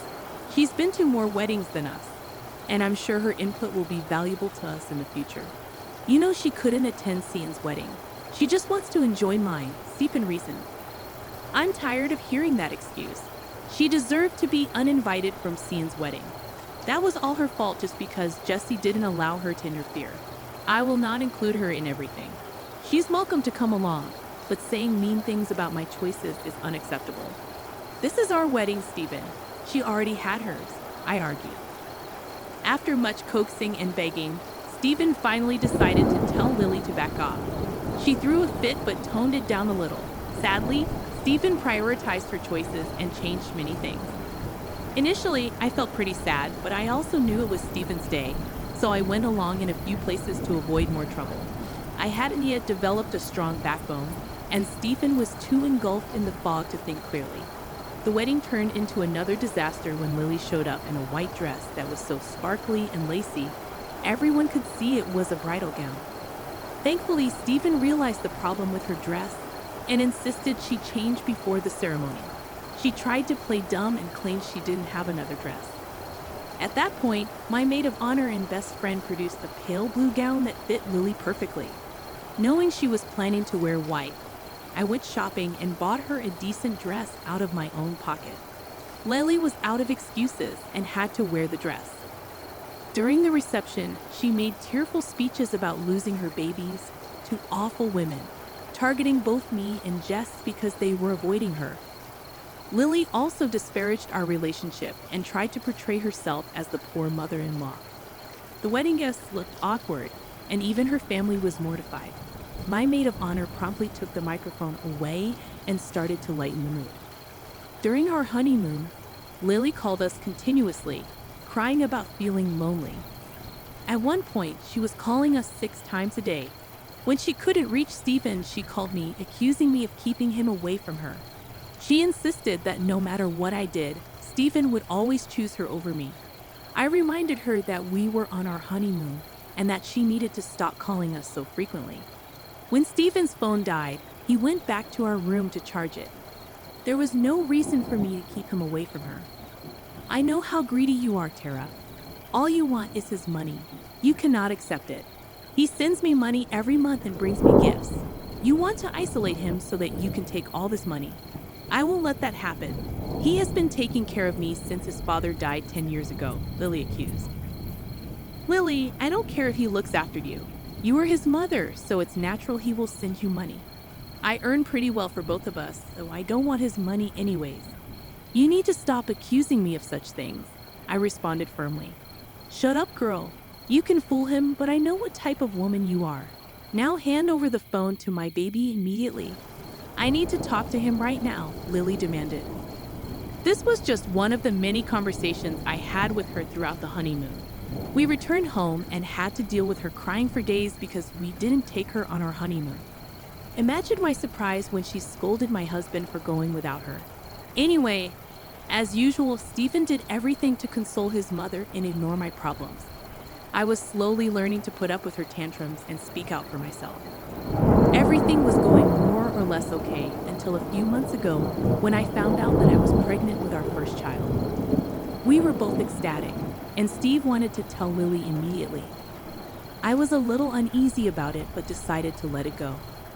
I was sure she would be happy for her first grandbaby. Boy, was I wrong. The moment she knew, the waterworks and screaming started. She said I was baby trapping him and taking him away from her. It was all part of my grand scheme. She's sure I cheated on Stephen and was passing off the baby as his. My husband did his best to calm her down, but she refused to listen to him. By this point, I grew increasingly weary of Lily's antics. Her tantrums persisted for 2 weeks before she decided to pay us a visit. She arrived early in the morning and let herself in with a spare key. Lily seemed overly joyous about our baby and even attempted to shower me with gifts. Stephen was elated, believing Lily had finally accepted the baby. However, the reality was far from that. I felt uneasy about her newfound happiness and opted to remain cautious. Later that evening, Lily offered to make us some tea, claiming it would help warm me up since it was getting chilly outside. Stephen was sincerely grateful for her kindness, giving me an "I told you so" look. Deciding to investigate, I excused myself and went to check on Lily in the kitchen. I observed her making tea and adding something from a carton. Both my husband and I are lactose intolerant, so we only use a specific brand of oat milk for our tea. The carton Lily used was not the one we normally use. While she used the oat milk for 1 cup, she poured from the suspicious carton into the other. Initially, I brushed it off, assuming she was simply using another type of vegan milk for variety.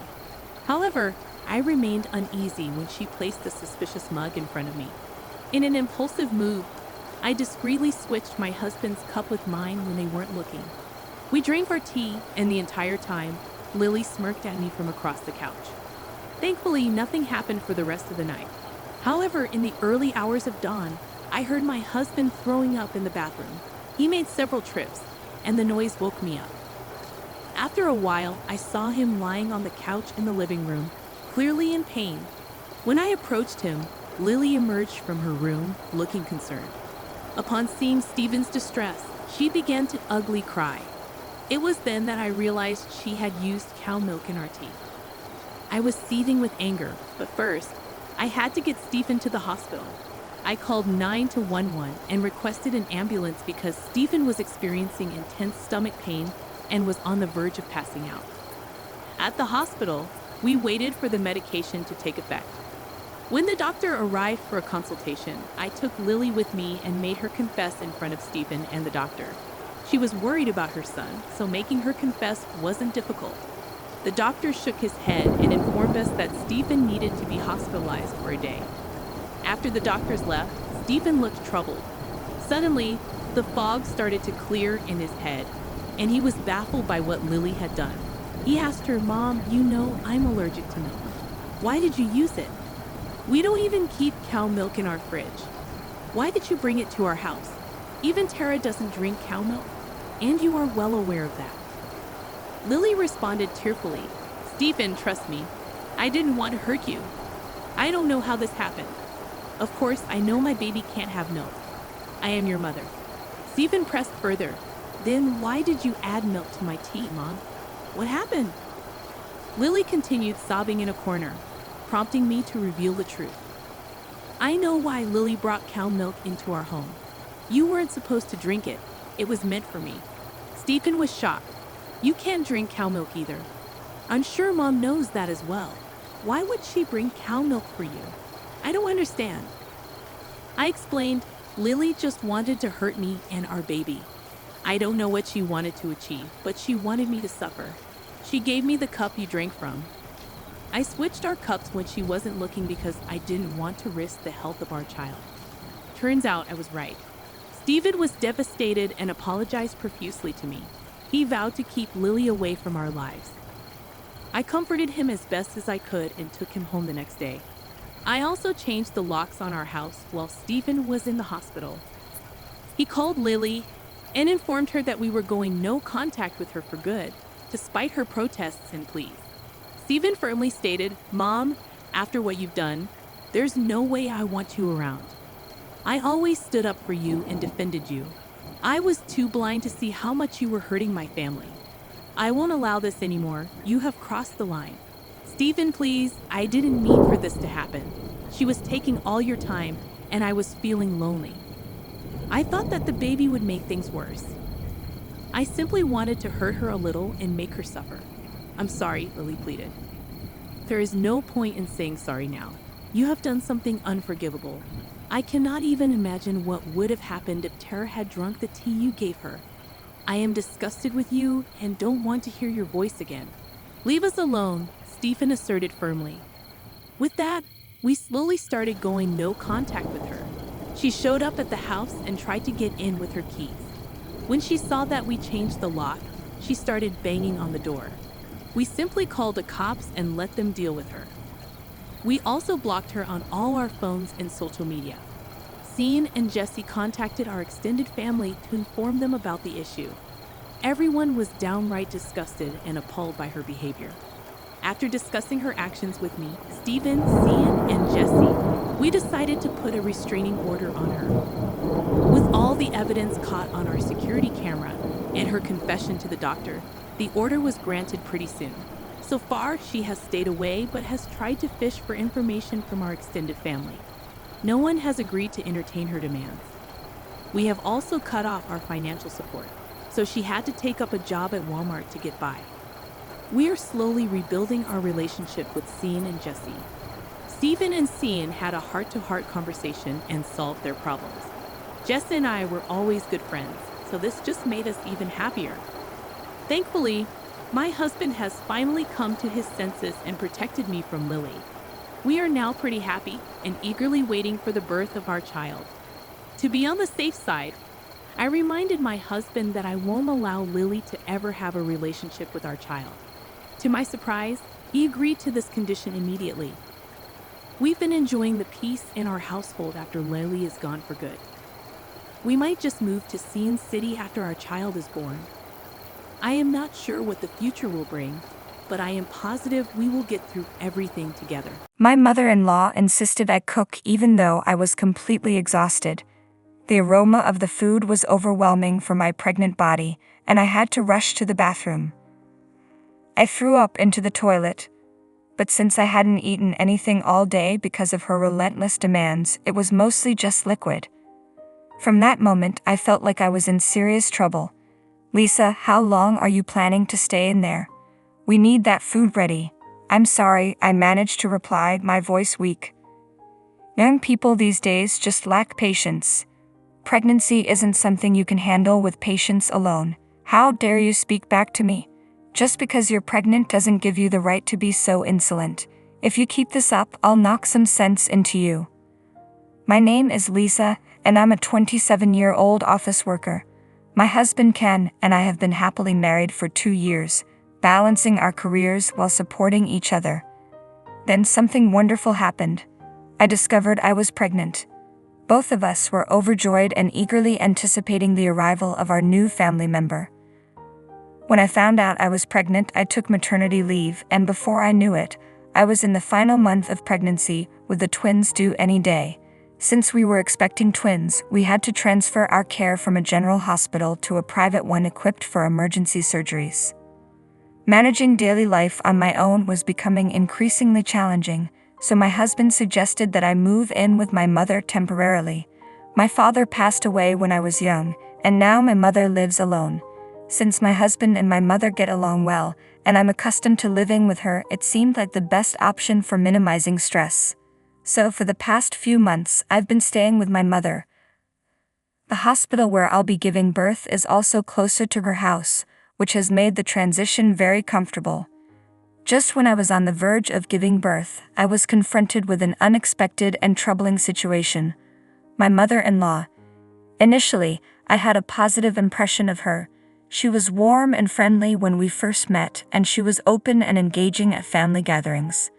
However, as time went on, I began to see a different side of her. Why was my mother-in-law involved now? I had no choice but to ask for her help. My husband, a special design engineer, was dealing with an urgent issue with a local client only he could resolve, so he needed to visit the client personally. Meanwhile, my mother was hospitalized with appendicitis and would be out of commission for a few days. Concerned about me being alone, my husband suggested that my mother-in-law stay with me to provide support. At the time, I still had a positive view of my mother-in-law, so I was relieved when she agreed to come and help. I thought her presence would bring some much-needed peace of mind. However, the moment she arrived at my house, her demeanor took a turn for the worse. "Oh my God, your house is such a mess. Do you and your mother even clean?" Her comments were harsh and unprovoked, and she even went as far as to insult my mother. I was taken aback, as I had always thought of my mother-in-law as a kind person. "Mother, thank you for coming to take care of me for the next few days." "Oh, you must have misunderstood something," she replied dismissively. "What?" "I'm only here to call an ambulance if you need it," she said bluntly. "You'll need to handle the housework yourself." "Oh, don't think you can take advantage of me just because you're pregnant. I'll show you how to clean your house. Now get ready." Reluctantly, I had to comply with my mother-in-law's demands. She had me walking around the house, tidying up every nook and cranny. Then, despite my exhaustion, she insisted I cook. The smell of the food became overwhelming, and I had to rush to the bathroom. I threw up in the toilet, but since I hadn't eaten anything because of the constant demands from my mother-in-law, it was mostly just liquid. From the very first day, I felt like I was in danger. "Hey, Lisa, how long are you going to stay in the bathroom? Come out and cook." "I'm sorry. Young people these days just don't have any patience. Pregnancy isn't something you handle with patience alone. How dare you talk back to me? Just because you're pregnant doesn't give you the right to be so insolent. If you keep this up, I'll knock some sense into you. Tomorrow, we'll do a more thorough cleaning. We'll tackle the yard and get rid of the weeds." "But I don't think I can manage pulling weeds. It's my last month of pregnancy." "Don't be so lazy. You need to strengthen your legs. You've been pampered and living a lazy life. You won't be able to raise a child like that." But the doctor advised me to rest as much as possible. What I'm talking about. I've already given birth to my son and daughter. Listen to me, not that nonsense from the doctor. You can rest today, but starting tomorrow, I'll be much stricter, so be ready. My mother-in-law grinned as she spoke. It was clear she wasn't interested in teaching me. She was simply enjoying the power of giving orders and mistreating me. Fearing that continuing to follow her demands might put my pregnancy at risk, I tried to resist as much as I could. "That's enough. It's obvious you should follow the doctor's advice. What you're doing is just bullying your daughter-in-law. How dare you speak to me like that? I should have known I couldn't trust you." "Trust me? What are you talking about? I'm saying I never trusted someone raised by a single mother. They don't get proper guidance. That's why I didn't want my son to marry you." "I see, so that's what you really thought." "Yes, that's exactly it. But you can at least give me grandchildren. Once you've given me what I want, I'm done with you." "What do you mean, done?" "Well, ideally, there would be a separation and divorce. My son and the grandchildren can return to our home." "I understand your point. I'll support you through the birth, at the very least." "No, I've had enough." "What are you talking about? Without my help, the babies could be at risk." "Don't be selfish, just do as I say." Just then my husband walked in. "Hey, Mom, what's going on here?" "What? Why are you home? Didn't you go on a business trip?" "Fortunately, everything went smoothly, and I was able to return today. I got a message from Lisa asking for help, so I called her and stayed on the line." "So, you heard everything we discussed?" "Yes, I heard everything." "Mom, what kind of danger are you putting my pregnant wife in?" "Well, when I was pregnant, though medicine is much more advanced now, the doctor's advice is still crucial. Lisa is carrying twins, so she needs even more care than with a single pregnancy. If anything happens to those babies, it's on you." "Oh no. Also, you mocked Lisa's mother for being a single parent." "I didn't realize you were like this. You only see things on the surface. The truth is, single parent. Single parent. I'm sure those children didn't receive a proper upbringing. So does that mean I and everyone who works for her mother are bad people too?" "What?" "When we first met each other's families, I mentioned that my mother is a business owner. I thought that was just a small bar or something. I figured she was just trying to impress." "Oh, I see. I didn't realize you had such a narrow view. I thought you were more open-minded. Lisa's mom is actually the president of the company I used to work for.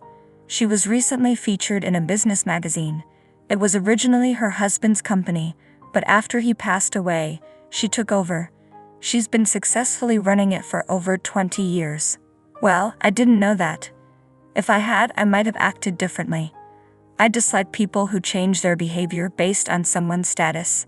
You've been belittling Lisa and my mother-in-law all along, haven't you? I don't want anything to do with you anymore. On top of that, you've endangered my babies. I'm cutting ties with you, Mom. You can't do that. Don't ever come around us again." "I'm sorry, please." "Sorry? No, I can't forgive you. What you said to Lisa was unacceptable. I'll never be able to forgive you. I'm going to tell Dad and my sister about this. Music. Now, if you cause any more trouble, get out of here. My mother-in-law's face turned pale as my husband insisted she leave. I'm so relieved he came back when he did. If he had left me alone with her, I can't imagine what might have happened. Afterward, my mother-in-law returned to my in-law's house, but my husband had informed my father-in-law about the situation, so my mother-in-law was not allowed inside. She then turned to my sister-in-law for help, but my husband had also filled her in, so she refused to assist her mother as well. Although my sister-in-law has her own issues with her mother-in-law, she couldn't tolerate seeing her mother bully me. With no support from the family, my mother-in-law was left feeling abandoned. Desperate, she went to my father-in-law, begging and pleading. He agreed to let her return home on the condition that she promised never to bully me again. My husband reinforced this by insisting she stay out of our lives completely, and warned her that breaking even the smallest promise would result in immediate divorce. Additionally, as a consequence for her actions, he required her to help with his brother's farm for 3 months. My mother-in-law had to work under the sweltering summer heat, pushing her physical limits. It was well deserved. Meanwhile, I gave birth to healthy twins, and my mother was discharged from the hospital, overjoyed to hold her grandchildren. My husband suggested that I stay with my parents for a while to adjust to my new role as a mother. Both my husband and my mother are supportive, helping me with the babies and household chores. With such strong family unity and mutual care, we've been able to live together in peace and harmony. Either way, everyone in my husband's family has visited us except for my mother-in-law. They're all thrilled to meet our children. I'm looking forward to continuing our happy life together with the family. Thank you for watching. If you enjoyed this video, please subscribe to the channel.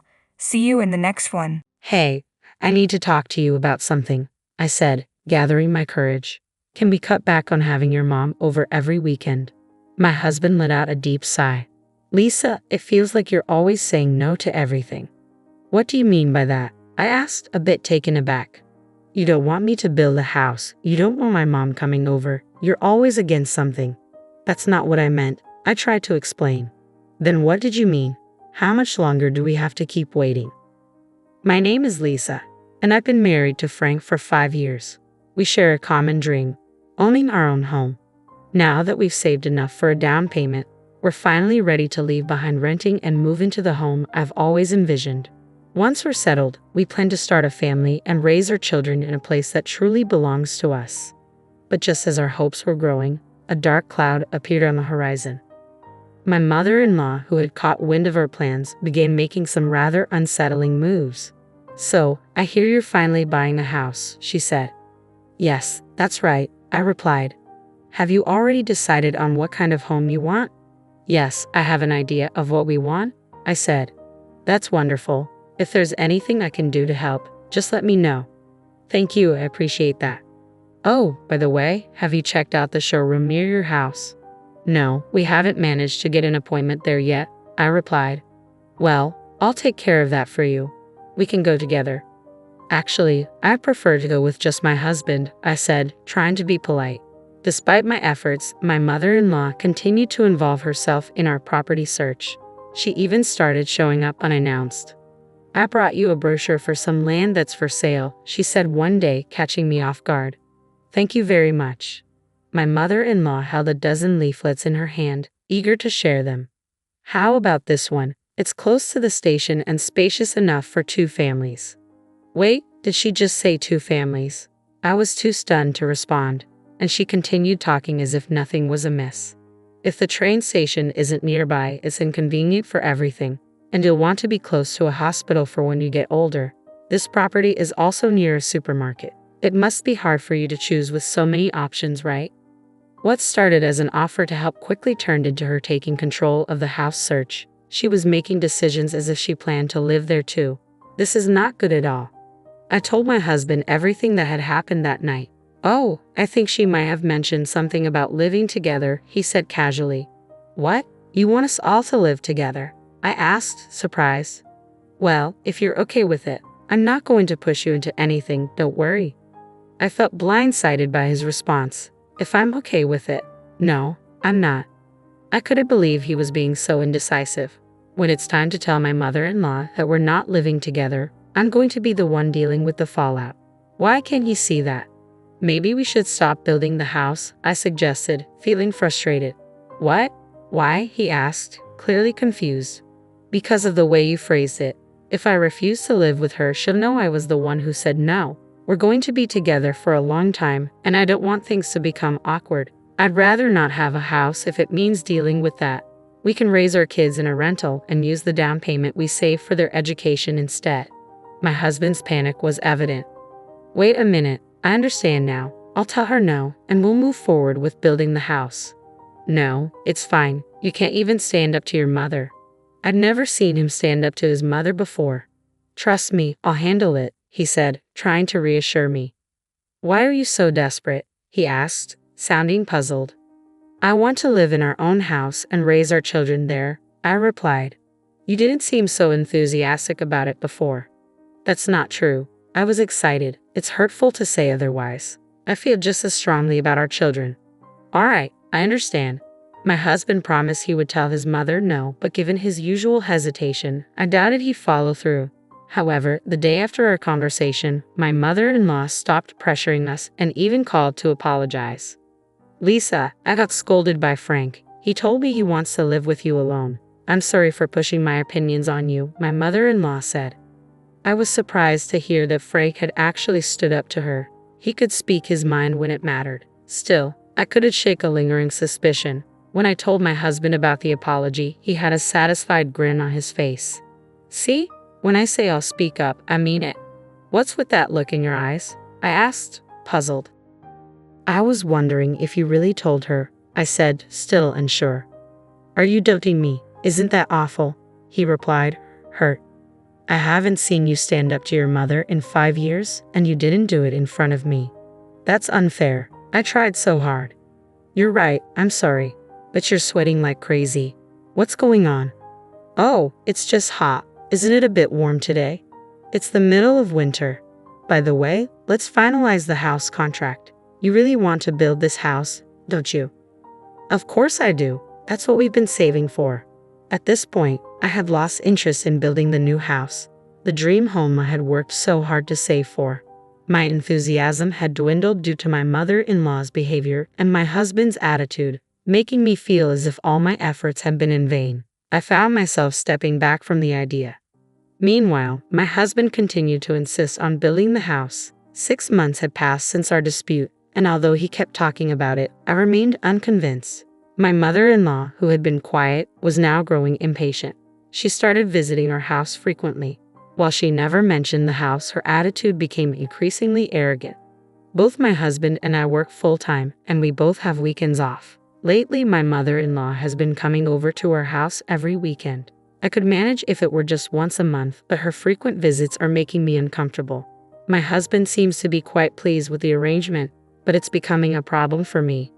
I'd like to have some peace on Saturdays and Sundays, but she arrives at 7 in the morning and blasts the TV at an incredibly loud volume. If I try to stay in bed, she paces back and forth in front of my room. My husband is busy taking care of her, which should be enough. When I finally gave in and got up at 7:30, she remarked, "How can you sleep in with a guest over? She stays until late on Sunday night, and it's starting to wear me down." My husband remains silent about his mother's behavior, and whenever I think of him, the word divorce crosses my mind. However, I want to avoid that if at all possible. I needed to find a way to improve the situation. "Hey, I need you to stop having your mother over every weekend," I said, expressing my feelings directly. He let out a deep sigh. "Lisa, you always seem to be against everything." "What do you mean by that?" "You don't want to build a house, you don't want my mother visiting. You're against everything." "That's not how I meant it." "Then what did you mean? How long do we have to wait for?" "You just said we. What did you mean by that? Who else is waiting?" I asked, confused. "What do you mean?" "You said we just now," I clarified. My husband's face turned red and he began to sweat. "I didn't say that. Maybe I misheard. But we can't build a house if your mother keeps coming over every weekend like this." "Why not?" "Because I can't relax. If my parents came over every weekend, would you be able to rest? Your parents won't come. They have such a nice house. I'm fed up with this nonsense, I said, frustrated. That's not the issue here, he retorted. I don't even care about the house anymore. I'm going to invite my parents to stay with us next week. My husband's voice rose. Absolutely not. Why not? Because it's too exhausting. Don't invite your parents. My mother is the only one who can visit. This is my house too. I'm the head of the house. If you can't follow my rules, then leave. Are you serious? You're completely useless to me. I'm done with you. You can't make my mother happy, and if we can't build a house, she can't live with us. You promised she wouldn't live with us. What are you talking about? Once the house was built, we could do whatever we wanted, including having my mother live with us. What do you mean? I've told you this before, and you still don't understand. I planned to have my mother move in once the house was built. I knew it. My mother-in-law didn't back down easily. My husband was plotting with her all along. I see now. All right, I'll leave. I hope you won't regret this, he said. Of course not. Just don't come near me again, I replied firmly. I packed only the essentials and went to my parents' house. They were taken aback by my sudden arrival, but once I explained what had happened, they welcomed me with open arms. This is what family is for, right? I suppose our relationship was damaged from the start when I couldn't trust my husband, I said. Dad, I'm so sorry, I added, feeling the weight of my actions. I understand things didn't work out between you two, but work and personal life are separate issues. Yes, I agree. So my ex-husband and I are now divorced. There were no money claims or financial disputes, just a straightforward division of property. But 3 months have passed. And now my ex-husband is on his knees in front of me. I'm sorry, father-in-law, he says. I'm not your father anymore. Be careful what you call me. Boss, is this a result of me divorcing your daughter? What are you talking about? Why did my ex-husband come all the way to my parents' house and get down on his knees? It's because he received an unwanted transfer. Both of us worked for my father's company, and he seems to believe the transfer was a consequence of our divorce. However, my father made it clear during the divorce that personal matters had no bearing on work decisions. All employees at his company are assigned to regional posts for a few years to enhance their skills, and transfers are never used as a form of punishment. But that explanation doesn't seem to satisfy my ex-husband. Lisa, you need to stop the boss. I thought you told me never to show my face again. I'm sorry, please, he begged. No, this isn't an obligation. I was once in line to be the next president, remember? I can't believe you interrupted me with such nonsense. You're mistaken. I'm still the next president, regardless of our divorce. What? Of course, I'm his daughter. My ex-husband nodded and left our house. The next day, he submitted his resignation, despite people around him trying to explain that the transfer wasn't a demotion. He refused to listen. A few days later, he was found in an unexpected place. I was casually watching a documentary on TV when I saw my ex-husband featured on the program. He appeared in line at a volunteer organization for a meal donation, looking disheveled and poorly dressed. Life can be unpredictable. It made me reconsider the word regret that I once said to him. I'm sure he regrets his actions now. The fact that he was holding 2 meal containers suggested that one was meant for his mother. Although I don't know all the details, it's clear that his life has drastically changed from what it once was. As for me, I'm thriving on my own. My weekdays are filled with work, but I relish my days off. It's a true blessing to sleep soundly without morning disruptions. I am living in a state of happiness and contentment. It was the unexplained coldness of her ex-husband that had caused her so much pain, a pain she struggled to convey to others. She wished she could use that experience as a shield to say no to her in-laws. Lisa, you did an excellent job. I hope you're able to enjoy your time on your own now.